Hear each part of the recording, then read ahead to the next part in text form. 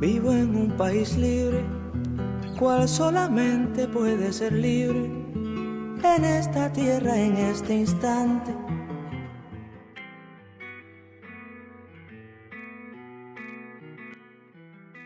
Hola, buenos días. Mi nombre es Rafael Torres. Les doy la bienvenida a la Hacienda de la Flor, ubicada en el municipio de Nazas, Durango. Esta propiedad data de mediados de 1800. Ya se encontraba en producción en la década de 1835, aunque en la parte central y en la parte de arriba de la casa se puede ver la leyenda 1851. Esta propiedad perteneció y pertenece a la familia Torres, que estamos trabajando en las tierras desde esa época hasta ahora. Su antigüedad data también de la época anterior a los conflictos armados que hubo, tales como la invasión francesa. De hecho, aquí hay referencia a algunas batallas que se libraron en la época de esto.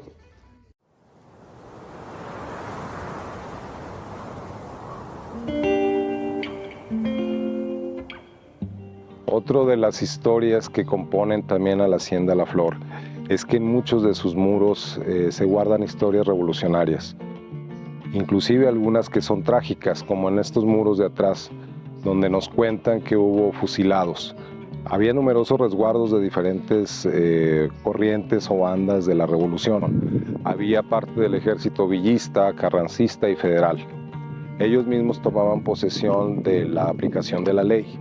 Por eso en estos muros, para anécdota y como cuestión trágica, hubo gente que fue fusilada de diferentes bandos e inclusive delincuentes locales que eran ajusticiados por parte del resguardo que estaba en ese entonces en el lugar. Estas regiones también se vieron asoladas por las naciones Apache y Sioux, que fueron desterradas de su tierra en el gobierno estadounidense. Llegaron aquí a acoplarse o a pertenecer al estado de Durango y asolaban la región porque ellos justamente buscaban sobrevivir. Entonces hacían recorridos de bandidaje por esta área, lo que hacía que los pobladores tuvieran que estar armados para defenderse. Entonces hay un montón de anécdotas también sobre esa época, de cómo las incursiones de estos indios bárbaros, que así los llamaban, provocaron muchas tragedias y muchos enfrentamientos violentos con la misma gente de la hacienda. Era común que hubiera enfrentamientos constantemente hasta que fueron ya desterrados en la época del Porfiriato.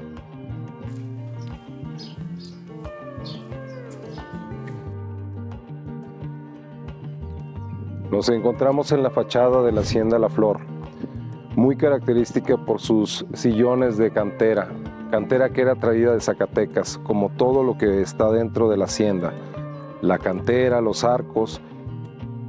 Podemos apreciar además lo que son las muestras de la revolución.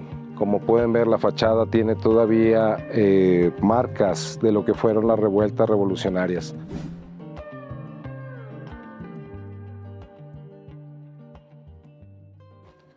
Estamos en el patio central de la Hacienda de la Flor, un patio central que tiene su propia historia. Decían los antepasados de la familia Torres, es que cuando en este patio central se plantaba un nuevo rosal, era para simbolizar la entrada de una nueva parte de la familia a esta hacienda. Es decir, cuando los hijos de las primeras etapas de la familia traían a sus esposas, se plantaba un rosal. Entonces esta área estaba llena de rosales de muy diversos colores, porque cada familia representaba una nueva rama.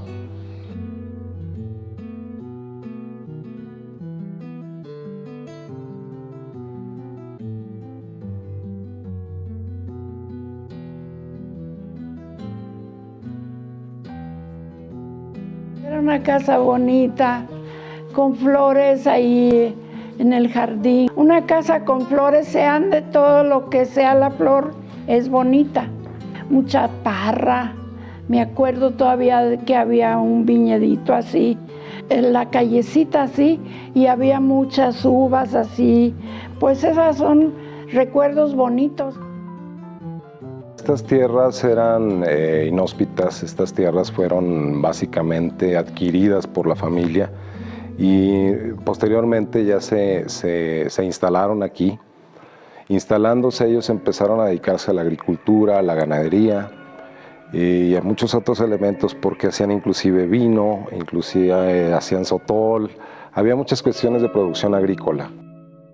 Y ellos son originarios de Nazas, aunque los registros más antiguos son de Ciudad de México y son de España. Entonces ellos llegan como migrantes españoles y también como inversores de la Ciudad de México. Al parecer hay una historia ahí antigua sobre la época iturbidista, ellos eran iturbidistas, entonces literalmente se refugian en un lugar más apartado por cuestiones políticas y aquí es donde deciden ellos instalarse. Como primer lugar fue justamente aquí, a 3 kilómetros más o menos de la población de Nazas, y aquí es donde empiezan ellos a levantar primero su casa y luego ya posteriormente empiezan a adquirir y a sembrar todas estas tierras. La hacienda ya hay registros históricos y familiares que está funcionando desde la década de los años 30 de 1800. Es decir, 1830, 35 ya estaba funcionando realmente como un equipo de producción agrícola y ganadera. Y está el registro de que ya había movimientos comerciales, movimientos económicos de esa trascendencia, de trascendencia inclusive con Estados Unidos en esa época.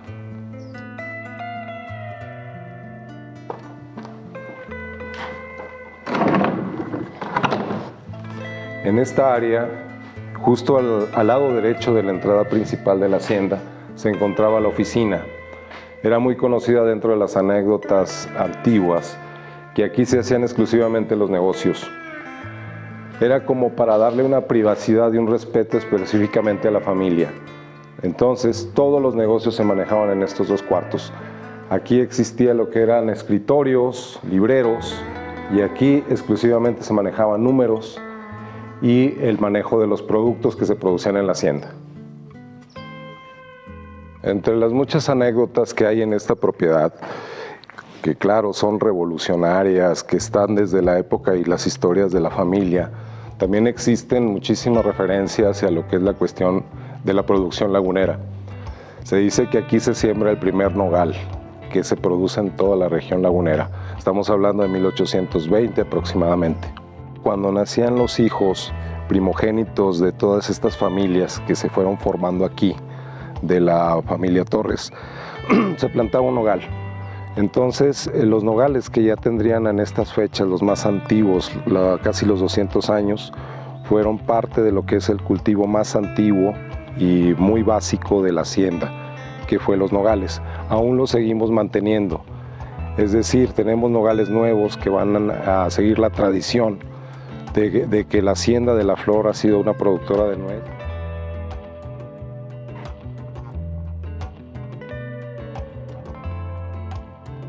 María del Socorro, Burciaga Hidrojo.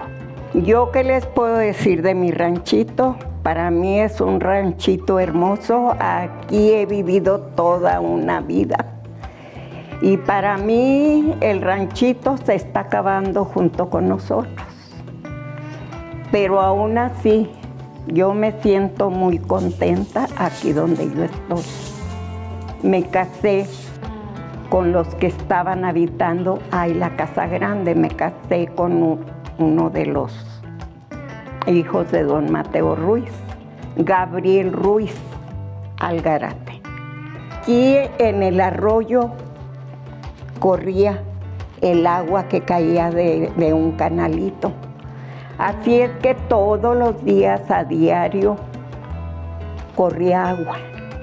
Y aquí enfrente de la canchita había una casa, según platican que era un molino de trigo.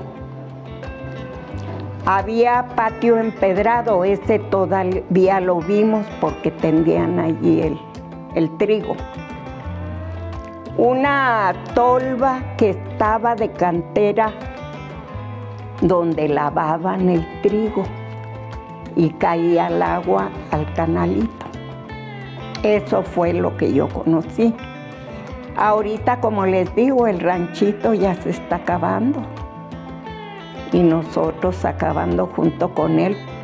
Y ahora ya con ese puente, gracias a Dios, todos los días nos vamos a la capillita, al rosario.